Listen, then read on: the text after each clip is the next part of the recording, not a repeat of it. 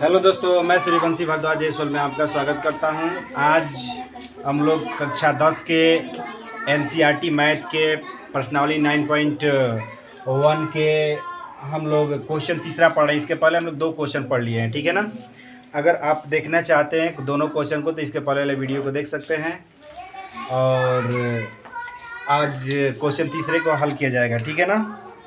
आइए देखते हैं क्वेश्चन तीसरा क्या कहता है और क्या पूछ रहा है, ठीक है ना। ऊंचाई और दूरी से संबंधित ये सवाल है सब। कह रहा है कि एक ठेकेदार बच्चों को खेलने के लिए एक पार्क में फिसलन पट्टी लगाना चाहता है। 5 वर्ष से कम उम्र के बच्चों के लिए एक ऐसी फिसलन पट्टी लगाना चाहता है जिसका शिखर 1.5 मीटर है, ठीक है ना, की ऊंचाई पर हो और भूमि के साथ 30 डिग्री का कोण बनाता है। जबकि इससे अधिक उम्र के बच्चों के लिए 3 मीटर की ऊंचाई पर एक अधिक ढाल की फिसलन पट्टी लगाना चाहता है जो भूमि के साथ 60 डिग्री का कोण बनाती हो। तो प्रत्येक स्थिति में फिसलन पट्टी की लंबाई पूछ रहा है, ठीक है ना।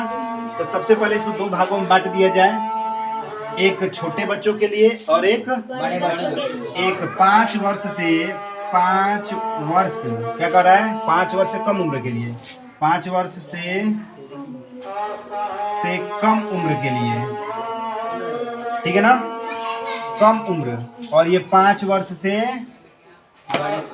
अधिक उम्र, ठीक है ना। अब हम लोग क्या करेंगे कि अब फिसलन पट्टी बनाएंगे। आइए देखते हैं फिसलन पट्टी कैसे बनेगा। तो ये है आपका फिसलन पट्टी, ठीक है ना। देखिए कह रहा है कि इसकी ऊंचाई, मतलब मान लीजिए ए है, बी है, सी है, ये फिसलन पट्टी है। इसकी ऊंचाई कर रहा है 1.5 मीटर है। कितना है? 1.5 मीटर है, ठीक है ना। अब कह रहा है कि और भूमि के साथ 30 डिग्री का कोण बनाता हो, भूमि के साथ 30 डिग्री का कोण बनाता हो, ठीक है ना। हमें कह रहा है कि फिसलन पट्टी की लंबाई, मतलब इसकी लंबाई पूछ रहा है x। तो मान लीजिए इसकी लंबाई क्या है, x है। तो सबसे पहले क्या लिखेंगे, समकोण त्रिभुज ABC में, क्योंकि एक समकोण बनेगा, ठीक है ना। तो देखिए क्या क्या दिया है, लंब दिया है, कर्ण दिया है। तो लंब और कर्ण में किसका मान होता है, साइन थीटा का होता है। तो आप लिख सकते हैं क्या, साइन थीटा। तो साइन थीटा इक्वल टू कितना होता है, लंब बटा कोण, लिख दीजिए लंब बटा कोण, ठीक। अब थीटा की जगह पर कितना दिया है, 30 डिग्री, तो लिखिए साइन 30 डिग्री, ठीक है। अब लंब की जगह पर क्या दिया है, 1.5, और कर्ण की जगह पर क्या दिया है, x। फिसलन पट्टी की लंबाई हम लोगों ने x माना है, x मीटर, ठीक है ना।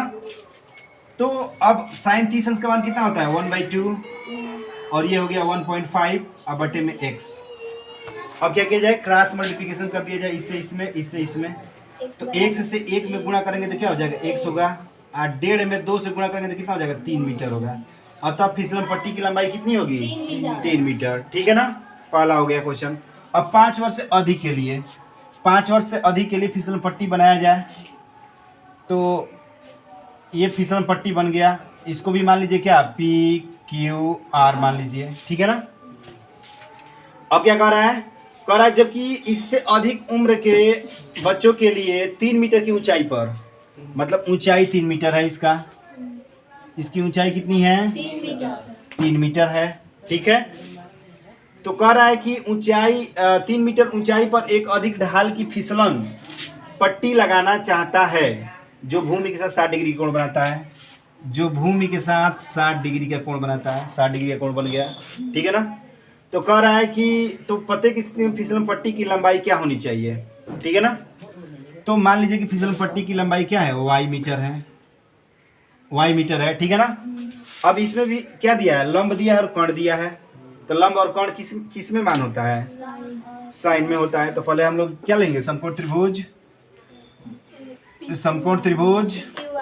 PQR में, समकोण त्रिभुज PQR में। तो PQR में हम लेंगे तो क्या होगा, साइन थीटा इक्वल टू लंब बटा में कर्ण, ठीक है ना। अब उसके बाद क्या दिया है, थीटा इक्वल टू 60 डिग्री, तो क्या हो जाएगा साइन 60 डिग्री। लंब कितना दिया है 3, और कर्ण कितना दिया है y। साइन 60 अंश का मान कितना होता है रूट में 3/2 और उसके बाद 3/y। ठीक है, तो अब क्या करेंगे हम लोग क्रॉस मल्टीप्लिकेशन करेंगे, इससे इसमें इससे इसमें, ठीक है ना। अब इससे इसमें करेंगे तो कितना हो जाएगा रूट में 3y और द्वितीयाई 6। अब y का मान निकालेंगे तो कितना हो जाएगा 6 बटा में रूट में 3 क्या मीटर। इतना आंसर आता होगा, अगर नहीं आता है तो क्या किया जाएगा परिमेयकरण कर दिया जाएगा, हर का परिमेयकरण। 6 बटा में रूट में 3, तो रूट में 3 से क्या कर देंगे ऊपर नीचे हम लोग क्या कर देंगे मल्टीप्लाई कर देंगे, अंश और हर में मान में कोई परिवर्तन नहीं आएगा, तो कितना हो जाएगा 6 रूट में 3 और रूट से 3 में रूट में 3 से गुणा करेंगे तो कितना हो जाएगा 3, तो लिख दीजिए 3, 3 एकम में 3, 3 दूनी के 6, तो y बराबर कितना हो जाएगा 2 रूट में 3 मीटर। अतः फिसलन पट्टी की लंबाई कितनी हो जाएगी 2 रूट में 3 मीटर हो जाएगी। ठीक है ना, समझ में आया कि नहीं। तो चलिए नोट कीजिए, देखिए ध्यान दीजिए, क्वेश्चन नंबर ये 4 नंबर है। ठीक है ना, ध्यान दो इधर। कह रहा है कि भूमि के एक बिंदु से जो मीनार के पाद बिंदु से 30 मीटर की दूरी पर है, ठीक है ना, तो मीनार के शिखर का उन्नयन कोण 30 डिग्री है, तो मीनार की ऊंचाई ज्ञात कीजिए। तो सबसे पहले हम लोग मीनार को बनाएं। ये है आपका मीनार, ठीक है ना। अब कह रहा है कि भूमि के एक बिंदु से, तो मान लीजिए ये आपकी भूमि है, कह रहा है कि इस बिंदु से जो मीनार के पाद बिंदु से 30 मीटर की दूरी, इसकी दूरी जो है कितनी है, पाद का मतलब होता है आधार, पाद का मतलब क्या होता है आधार, अर्थात मीनार के आधार बिंदु से क्या होता है आधार बिंदु से, मीनार का आधार बिंदु यही है ना। तो कह रहा है कि मीनार के आधार बिंदु से 30 मीटर की दूरी पर है, तो मीनार के शिखर का उन्नयन कोण, अब ये शिखर है,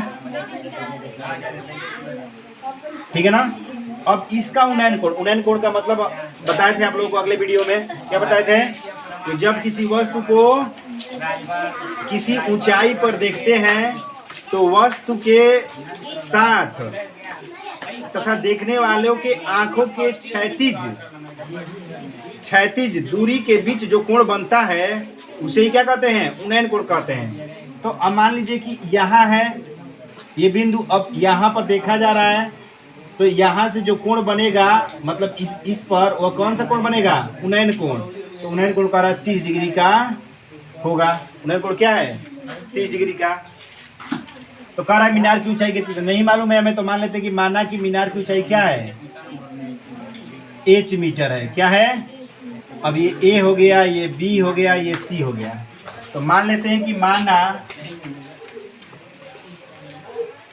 मीनार की ऊंचाई, माना मीनार की ऊंचाई क्या है h मीटर है, माना मीनार की ऊंचाई h मीटर है, ठीक है ना। तो अब चलते हैं समकोण त्रिभुज ABC में, समकोण त्रिभुज ABC में, तो समकोण त्रिभुज ABC में लिया जाएगा, ठीक है ना।